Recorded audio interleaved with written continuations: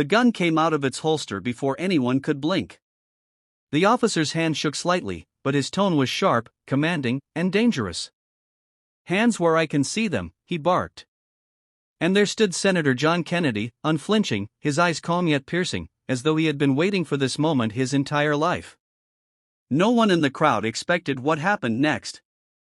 5 minutes later, the officer who had pulled his weapon would be the one in handcuffs, his career, his reputation, and his arrogance unraveling before the eyes of the nation. It all began on a humid evening in Baton Rouge. Senator Kennedy had been invited to speak at a local town hall, where tensions were high. People were frustrated. Rising crime, political corruption, and distrust in authority had created an atmosphere so heavy that you could feel it in your chest. Kennedy, known for his plain-spoken words and sharp wit, had come not to lecture but to listen. He had always believed that politics didn't start in Washington, it started on the streets, in conversations with real people.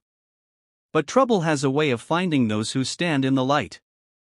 As Kennedy walked toward the modest building where the town hall was set to begin, a police cruiser screeched to a halt. Out jumped a young officer, his face red with anger, eyes darting nervously.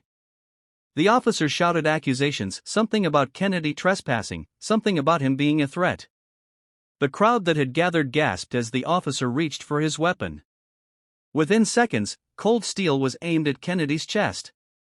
Now, anyone else might have panicked. Anyone else might have thrown their hands up and begged. But Kennedy did something unexpected. He didn't flinch. He didn't run.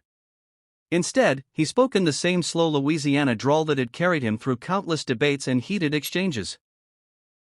"Son," Kennedy said, steady as stone, "you pointing that gun at me doesn't make you powerful. It makes you reckless. And one day, recklessness'll ruin you." The officer sneered, perhaps emboldened by adrenaline. "You think you're above the law? You politicians think you can do anything." His voice cracked, revealing not confidence but fear. The crowd had pulled out their phones, recording everything. The tension in the air was unbearable. Kennedy tilted his head slightly, his voice lowering so that the officer had to listen carefully. "The law is meant to protect people, not bully 'em. Right now, son, you're not upholding the law, you're breaking it. And everyone here knows it." It was at that moment that 2 more patrol cars pulled up. Officers stepped out, startled to see the scene before them. One of them, a seasoned sergeant, froze when he saw the young cop's weapon drawn on Kennedy. His eyes widened. "Put that gun down, now," the sergeant roared. The young officer stammered, confused, his authority slipping like water through his hands. Kennedy didn't move, didn't blink, just stood as a living testament to composure.